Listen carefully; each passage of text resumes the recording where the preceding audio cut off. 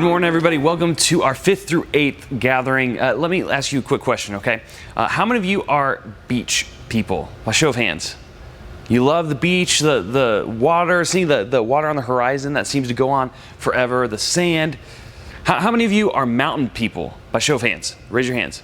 You like being out on hikes. You like to climb mountains and see the scenery, the beautiful, majestic creation that God has made. How many of you love winter in the snow that happens? Everything is white. You dream of a white Christmas.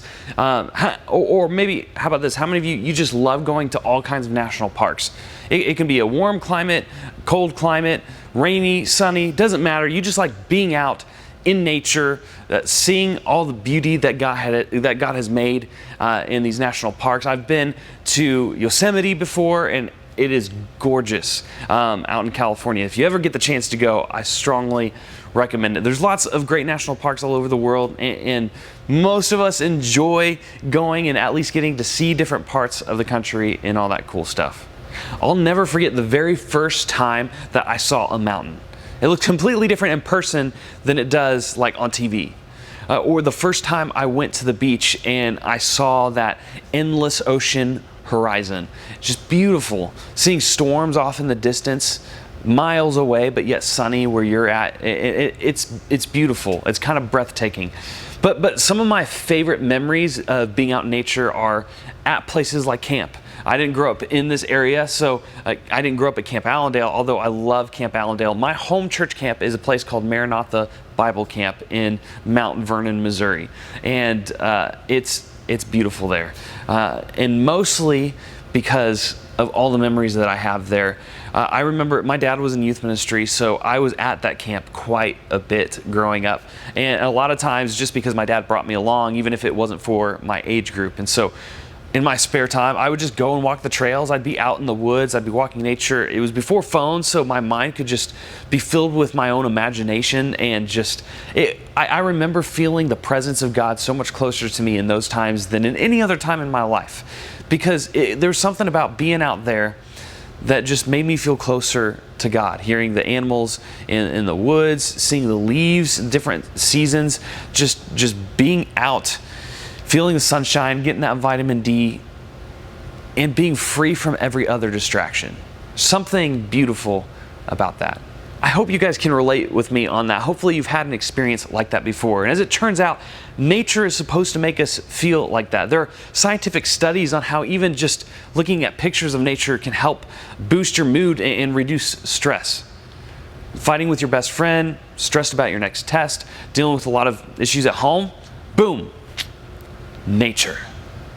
Enjoy the huge night sky with bazillions of stars, or the ocean, the smell of salt in the air, the sound of waves crashing, the sight of sand in a really cool far-off desert, the greenery all around you in your neighborhood park, the highest, most majestic mountain you can find, the sun bright and warm on your face, the sounds of birds chirping during the spring, a gentle breeze hitting your skin.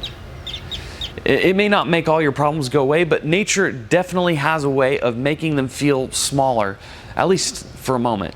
And I think that's because it's designed that way. God designed this big, beautiful world, and He created it for us. When we're responding to something we see in the world around us, we're really responding to God's masterpiece. I don't know about you, but I think that's pretty cool. And I also think that it makes caring for God's creation something that really matters. It matters so much, in fact, that it's what we're going to be spending the next few minutes talking about today. A lot of people in our culture are talking about this. It's on the news, it's on social media. So let's just stop for a minute and talk about what it means for Christians to care for creation. And when we say creation, we simply mean everything that God has created in the world around us. Creation includes all the things that God has made for us to live and thrive on this big and beautiful earth. The sun, the moon, the air, the water, the plants, the animals, all the amazing things that help us exist on this planet. Now, I want you to do something with me here. Take a deep breath. 1, 2, 3.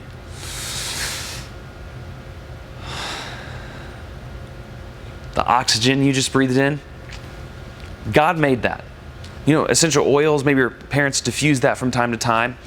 God made scents like that for us to smell. Now, place both of your feet on the ground. Stomp, twist your feet, feel that earth under your toes. Okay, maybe it's just some concrete there, but somewhere under all that is dirt, and God made that. Think about how it feels to be outside on a windy day. That wind you feel when you're outdoors, God made that. Close your eyes and listen carefully. I hear the sounds of waves crashing against the beach, trees rustling in the wind, locusts chirping late at night at camp. And guess what? God made all that too. Think about your favorite pet, the best tree to climb, or that dream vacation spot you want to visit someday. God made all of it. Now, touch your pretty little faces. Oh yeah, see, that's real. You are also one of those amazing parts of God's creation. I know, that's a little cheesy, but just bear with me. See, when we talk about creation, we're talking about everything in the world that God has made for us. So when we talk about caring for creation, that means we're talking about what we can do right now as middle schoolers to care for the world God has made for us. Now, maybe to you this sounds like something that only politicians or adults or celebrities or social media influencers you follow care about. And if those people are talking about caring for creation, then maybe you think that you should be too. Or maybe it's something that comes up at school, about the importance of caring for creation because you learned about certain things in science class, or worked on an environmental service project for an assignment, or celebrated Earth Day at school. Maybe you might even be someone who thinks a lot about the environment and how to care for creation. In fact, this might be your favorite thing that we've talked about in here because you're so passionate about the things that we can do to take care of the world around us. You're already doing some things to care for God's creation, and this gets you pumped. Or maybe when it comes to caring for the world around us, you think, well, it is what it is. Whatever's going to happen is just going to happen, and there's not much that you or I can do about it. It's not that you don't care, it's just that you don't think there's much that you can do to make a difference with what happens in the world around you. Maybe you're someone who, if you're really honest, you just don't care about all this. You've thought about it before, but you really aren't all that interested. Maybe you think that creation is here for us to use however we want. Or maybe you haven't thought about a lot of this before, and if that's you, I get it. It's not a subject that comes to mind all the time for me either. But this might be the first time you're really hearing about it. So maybe you've never heard or had the chance to think about it, or maybe you've just got bigger things to worry about. You've got big things happening in your family or your friend group or problems at school, or maybe you're just trying to get through the day, remember your locker combination, and pass your math class this year. You have zero time to think about much else, and honestly, I get it. That makes sense. Maybe, if you're honest, you're also wondering if this whole caring for creation thing is something that we should even be talking about at church. Is this really a church thing? Well, if you've grown up going to church, you may have heard a lot about how God created the world, but you may not have heard a whole lot of people talking about it beyond that. And if coming to church is new for you, or even if you're not really sure if you believe in God or that God created the world, then this can be hard to wrap your brain around. Thinking about what that means for us may not even be on your mind. But no matter where you're coming from, or what you've heard about caring for creation, or where you stand on anything in regards to faith, the reality is that this topic is trending in our world right now. It comes up at school, on the news, social media feeds. Greta Thunberg seems to think she knows a thing or two about this. So it's something we should probably talk about here in church as well. And more than that, I think it's really actually something that God cares about. And here's why. Remember when we talked about how we feel and what we feel when we experience cool parts of the world around us? That's a feeling that is a response to the world that God has made. The thing about creation is that it points to the Creator. When you look up at the stars and are amazed at how big the galaxy is, or when you hold a brand new baby for the very first time, or when you sit around a campfire at camp, or maybe with your family on a trip and all your anxiety seems to float away, or when you pet your dog and just feel at peace. See, these feelings, you feel those because something in you recognizes what God made. Everything we see in nature is pointing us to the Creator who made it all. And because that Creator cares about creation, I think it's maybe something that God made us to care about too. So to help us out here, I want to look at some wise words from the really famous King David. And he lived thousands of years ago. But what's cool about David is before he was king, he actually had a job that allowed him to spend a lot of time thinking about and even caring for creation. See, David was a shepherd, which meant that he literally had to spend hours and hours outside.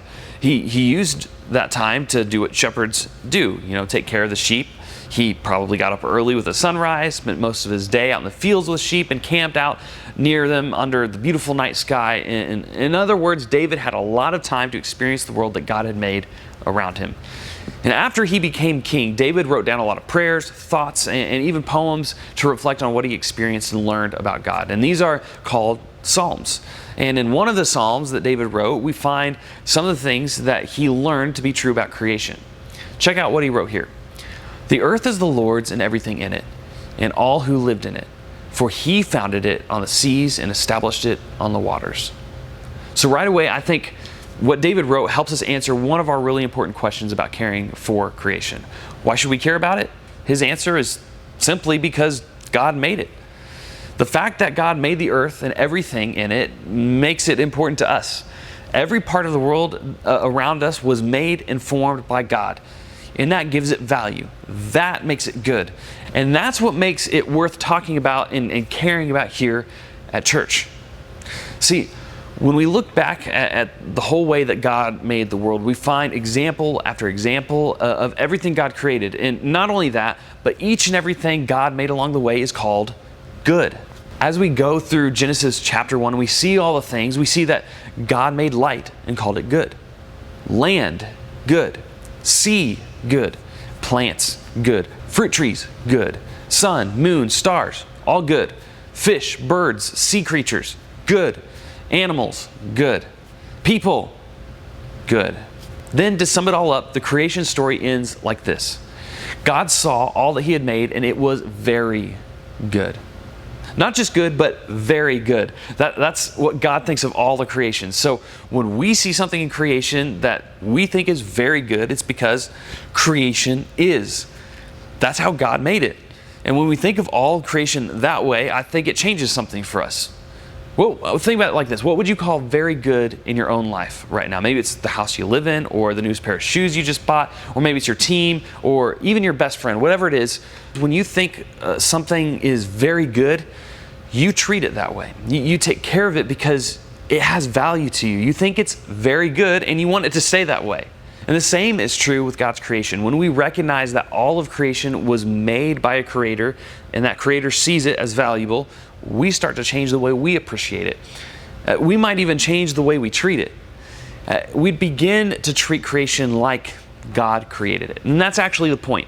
It's not just an idea that we should care about creation. It was part of God's plan from the very beginning. Look back to the beginning of the story of creation with me here. The Lord God took the man and put him in the Garden of Eden to what? To work it and take care of it. See, this was the first assignment from God to humans, to care for the world that God created for them. Caring for creation was part of the plan from the beginning. And you see, we were made for this. We were designed to care for this beautiful world that was given to us. You see, we were made to work. A lot of people think of work as something to dread, but we see even from the beginning, it was part of God's plan for us to have something to do, to work. Work is good. Work develops character, as some of your parents might say. But more importantly, for the point of today's message, God created us first to care for his creation, to work the garden, to work the ground, to work the land that he had made, to take care of the animals. We were made to have a relationship with God, but as far as work goes, we were made for this. We were designed to care for this beautiful world that God has given us, to care for all the amazing and brilliant things that he brought into this world. We were made to treat creation like God actually created it. Now, that might sound like a big job in the way that it's talked about a lot in our culture today. People make it seem like it's a pretty big job and that it's something that we're obligated to do and we must do these big things for it. But there's actually a couple things I think that we should first think about when it comes to how we can start doing this. And I think that the answer is actually a lot more simple than people try to make it sound. Here's a couple things. First, just enjoy what God has created. Appreciate the world around you. Don't take it for granted. See it as good because it is good. Maybe even let it be a part of the way that you connect with or get to know God. I know for my life that's been huge. Now, enjoying creation doesn't mean that you need to go on some epic hike or take a swim under a waterfall or spend all this time getting to experience nature. For some of you, that may sound awesome, but for others of you, it just doesn't, and that's okay. There are plenty of things that you can do to enjoy all that God has created without having to go for a hike or spend a lot of time in nature. Maybe write down just one thing every day that you notice and appreciate in the world around you, or find a spot where you can sit outside and just listen quietly for 5 minutes and just enjoy it, take it in. Or ask a friend to go on a walk around your neighborhood or in the park. You could even try a new fruit or vegetable out at dinner. Or maybe you can watch a show about nature or animals or documentary or something like that with your family. Whatever it is that you decide to do, take a step just to notice and enjoy God's creation all around you. Okay. Second thing is this: respect what God created. Once you notice and appreciate all of God's creation around you, I think this step becomes pretty easy, because then we'll respect what's in our world and treat it like it matters. This can look like a lot of things. Maybe for you, it means remembering that all parts of creation have a purpose, are important, and are part of God's creation. God created the things around us to use, natural resources, wood for fire, etc. But don't go around like setting fires recklessly, and don't litter, all that good stuff. But maybe another way to say that might just be responsible. Maybe you choose to use more reusable cups or straws. Maybe you recycle more. Maybe you pick up the trash that you see outside, or plant some new flowers for your mom. Maybe you just actually decide to treat other people around you a little kinder, because they're part of God's creation too. And maybe, if we're honest, sometimes this whole conversation gets brought up and we start caring so much about the environment and the world around us that we actually neglect taking care of the very person next to us. And that in my opinion becomes a bigger issue in and of itself. Don't get so distracted by the conversations people are having around this topic. There's a way that God made this world. It's in perfect balance. There's things that we can do to reduce some negative effects on our climate and on our world around us, but most of that is beyond our control. And the world would have you think that the world is going to hell in a handbasket because of the way we're treating it. And that's really just not the truth. So maybe the best thing you can do to care for creation is just to care for those around you a little bit better, because they are the very image bearers of God, and they represent the best of His creation. Whatever this looks like for you, remember that we should treat creation like God created it. My challenge to you this week is to recognize the good that we have in this world. Enjoy God's creation. There's so much negativity that gets a lot of the focus in life. So choose to see the good. Enjoy the good that God has created. Love you guys, and you're dismissed to your small groups. Don't forget that next week is our Converge Sunday, so there's only one service at the 10:30 hour. There will be no 9 o'clock service. We'll see you next week.